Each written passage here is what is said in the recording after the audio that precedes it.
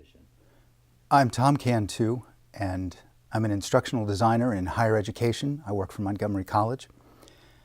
I've been doing this kind of work since 1998, and I graduated from the program in the fall of 1995. And I remember Zane Berge at the time, in my final course, telling all of us in the classroom, you guys should really check into this online learning. It's the future. And we all kind of looked at him and thought, yeah, right. So a couple of years later, 1998, I was hired as my first role as an instructional designer in higher ed. I was hired at Towson University in their Center for Instructional Advancement and Technology. And I was the second instructional designer there, and they asked me to specialize in this web stuff, this online learning, whatever it was. They were still figuring it all out. So I did, and that's what I've been doing ever since. Turns out I have a knack for consulting with faculty and guiding them through the process of creating online and blended courses. And that's what I've been doing since 1998. Oh gosh, every day. So theory informs practice. So all of the things that I learned about good design apply daily, because my primary role is to guide professors through planning and building their own online courses. So instead of being a developer who builds it for them, I guide them through the decision-making, the thinking, the design process to create their own online and blended courses that are not only going to be effective, but that each professor with his own unique teaching style will enjoy teaching. And interestingly enough, the technology is the easy part. Helping a professor figure out what tools to use is the easy part. Part of what I do is consult with faculty to help clarify and define what they do best as professors. And then I help them create a course where they can continue to do the things that they do best, only in an online setting where they may never see their students in person. The things that I learned in the ISD program, I use daily in my work. So theory informs practice, and all of the good design theory that I learned and still remember applies as I'm guiding faculty through creating online, blended, or even just web-enhanced courses. So knowing the theory enables me to help them create effective courses. Some of the best courses that I took here in the program were a course on consulting, which turns out to fit just my general nature. If I had to characterize what I am, it's certainly an instructional designer, but even more so, a consultant, someone who helps someone define a need and craft an effective solution to that need. And that is something that I definitely got from this program. One of my favorite courses was the Human Performance Technology course. And that really expanded me beyond thinking just as a developer to thinking in terms of complete solutions.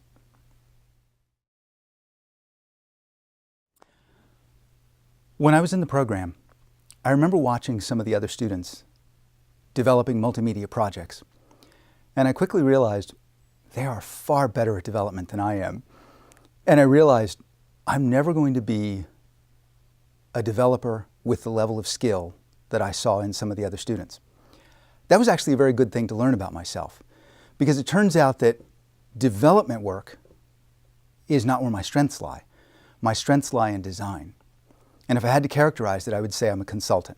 I work with the client to define the need and design an effective solution to meet the need. Making that distinction between being a developer and being a designer was a very important distinction for me, because it helped me figure out where my strengths lie and to play to my strengths. And I do something that if I were working in private industry, I wouldn't be the developer sitting behind the computer.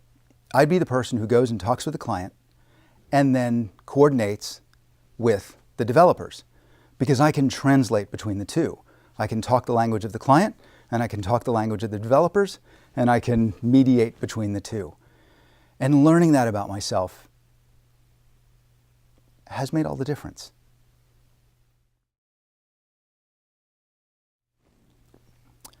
I guess for me, the best part about being in the ISD field is that it fits the way my brain and my personality are wired. In essence, I'm a consultant. So I work with someone to define a need and design an effective solution to the need. And in my role, I work with college faculty, and I love working with faculty and seeing the many ways that they have found to teach their subject. And if I had to characterize it, I can work with any professor in any discipline at the professor's speed and at the professor's level of technical and pedagogical fluency. And that's actually a line in my resume, which is one of the other questions. But this is such an important piece because I so often meet technical folks who don't know how to step it down. They only know how to talk tech, and they don't know how to talk non-tech to someone who doesn't have the background or the jargon to operate at their level. They don't know how to step it down. And I do. It's something that I do by adjusting to the level of the person that I'm working with, and in a way that enables me to facilitate the other person's thinking. And the ISD field, operating as an internal consultant within the organization, gives me an opportunity to do that kind of work daily. And it fits the way my brain and my personality are wired.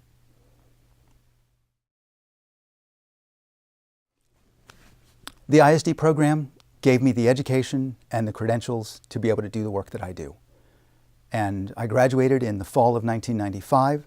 I was doing development work at that time, but I got hired in my first role as an instructional designer in higher ed in 1998, and I've been an instructional designer in higher ed ever since then. So the ISD program is exactly what got me to where I am in terms of education and credentials.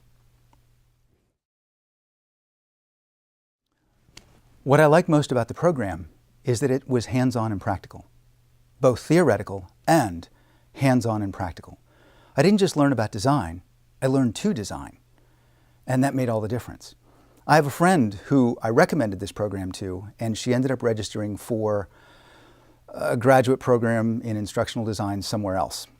And after 1 or 2 courses, she said to me, "It's so theoretical, Tom. I just don't feel like I'm learning what I needed to." And as a result, she ended up dropping that other program and coming here to UMBC and registering, and she's been happy ever since. I still work with her, and she likes the program a great deal.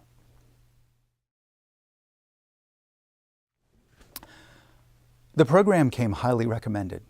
I checked into some other programs, and they were either focused too much on learning the technology, or in some cases focused too much on the theoretical. And I really liked the combination of strong theory and plenty of hands-on development experience. And that combination has been a winning combination for me. The theory that I learned informs my practice daily, and that's made all the difference. A portfolio has been indispensable for me. I can tell you when I've been on the other side of the table and received a portfolio from someone who was interviewing, I was usually quite impressed. And my own portfolio contains a resume, a cover letter, references, samples of my work, and interspersed throughout are testimonials from clients that I've worked with, as well as the URL for a website that contains additional samples of my work. And this way, during the interview, I have something concrete to hand people that they can look through right there on the spot. And I can tell you that's made a world of difference. I've received a number of compliments from interviewers about the portfolio. And again, when I've been on the other side of the table and interviewing somebody and they hand me a portfolio, I'm usually pretty impressed. In your career? It's made all the difference for me. All the difference. Theory informs practice, and the practice relates back to the theory, and this was the right program for me. And every chance I get, I recommend it to people who ask me. It's been a great program.